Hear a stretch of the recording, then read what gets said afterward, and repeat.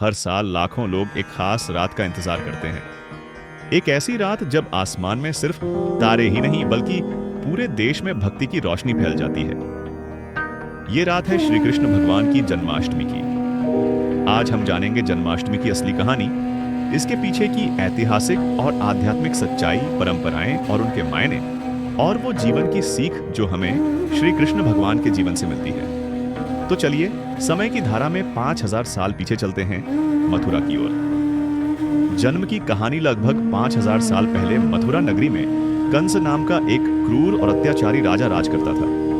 उसकी बहन देवकी का विवाह वसुदेव से हुआ था। जब वे दोनों शादी के बाद जा रहे थे, तभी एक आकाशवाणी हुई। उस आकाशवाणी ने कंस को चौंका दिया और भयभीत कर दिया। भविष्यवाणी की गूंज थी, देवकी का 8वां पुत्र ही तेरा अंत करेगा।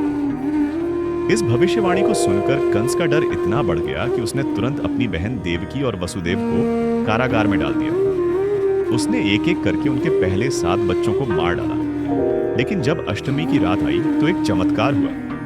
कारागार के सारे ताले अपने आप खुल गए।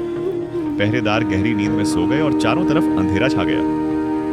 वसुदेव ने शिशु श्री कृष्ण भगवान को एक टोकरी में उठाया और गोकुल की ओर चल पड़े। यमुना नदी ने उनके लिए रास्ता बनाया और वे सुरक्षित नंद बाबा और यशोदा के घर पहुंच गए।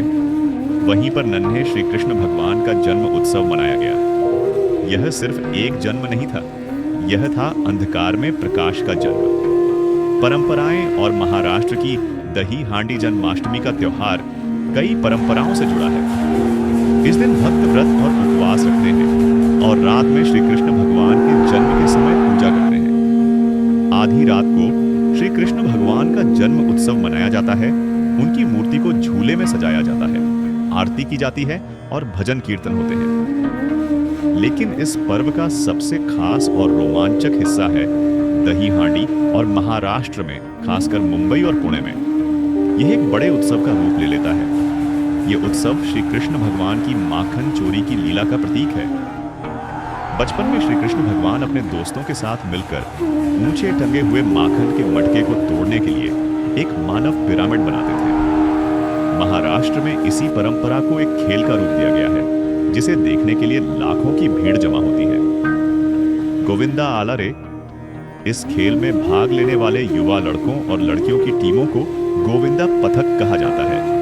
ये टीमें गोविंदा आला रे आला के नारों के साथ एक दूसरे के ऊपर चढ़कर कई मंजिलों ऊंचा पिरामिड बनाती हैं।